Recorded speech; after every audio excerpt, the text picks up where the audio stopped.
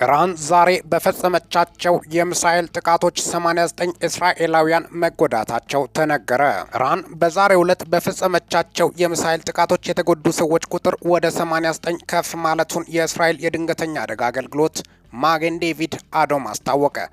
በተጨማሪም በቴል አቪቭና በደቡብ አገሪቱ ክፍል የተወነጨፉ ሮኬቶች 3 ሰዎች ላይ ከባድ ጉዳት ማድረሳቸውን እንዲሁም 2 ደግሞ በመካከለኛ ሁኔታ ላይ ናቸው ብለዋል።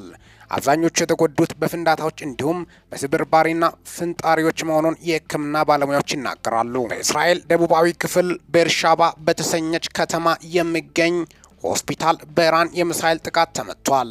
ኢራን የሚሳኤል ጥቃቱ ዕላማ በሆስፒታሉ አቅራቢያ የሚገኝ ወታደራዊ ይዞታ መሆኑን አስታውቃለች።